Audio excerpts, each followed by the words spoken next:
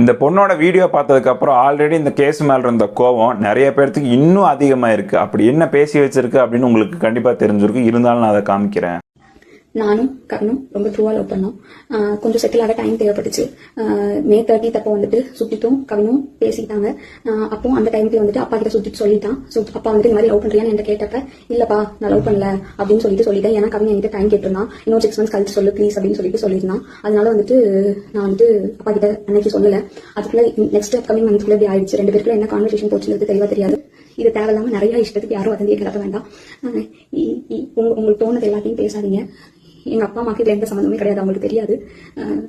இதை இதோட விட்டுருங்க. இந்த வீடியோ பார்த்ததுக்கு அப்புறம் முதல் விஷயம் எனக்கு ஃப்ராங்கா தோணுது என்ன அப்படின்னா, எழுதி வச்சு பேசுற மாதிரி இருக்கு. அவங்க அப்பா அம்மாவை வந்துட்டு சேஃப் கார்ட் படுத்தணும், எங்க அப்பா அம்மாவுக்கு இதுக்கு சம்மந்தம் கிடையாது விட்டுருங்க அப்படிங்கிற மாதிரி தான் ஃபுல்லா பேசுறாங்களே தவிர தான் லவ் பண்ண பையன் இறந்துட்டான் அப்படிங்கிற வருத்தத்தோட பேசுற மாதிரி எனக்கு பர்சனலா ஃபீல் ஆகல. எத்தனை பேருக்கு அப்படி பர்சனலா ஃபீல் ஆச்சுன்னு எனக்கு தெரியல. இந்த கேஸ்ல எங்க அப்பாவுக்கு சம்மந்தம் இல்லை, எங்க அம்மாவுக்கு சம்மந்தம் இல்லை, நல்ல வேலை என் தம்பிக்கே சம்மந்தம் இல்லை அப்படின்னு சொல்லியிருப்பாங்கன்னு நினைச்சேன். அதை சொல்லல. எங்க அப்பாவுக்கு அம்மாவுக்கு சம்மந்தம் இல்லை அப்படின்னு சொல்றதெல்லாம் முட்டாள்தனமான விஷயம். அவங்கள காப்பாற்றணும் அப்படின்னு நினைக்கிற ஒரு மைண்ட் செட். ஆல்ரெடி இந்த கேஸ் சிபிசிஐடிக்கு மாறியாச்சு. சிபிசிஐடி வந்துட்டு அவங்க அப்பா அம்மா 2 பேருக்கு மேலுமே எஃப்ஐஆர் ஃபைல் பண்ணிட்டாங்க. அப்பா அம்மா சரவணன், கிருஷ்ணகுமாரி இவங்க 2 பேருமே அரெஸ்டும் பண்ணப்பட்டிருக்காங்க. அண்ட் மறுபடியும் எனக்கு தோன்றது என்ன அப்படின்னா, இந்த வீடியோ பேசினதுக்கு அந்த பொண்ணு எதுவும் பேசாமையே இருந்திருக்கலாம்.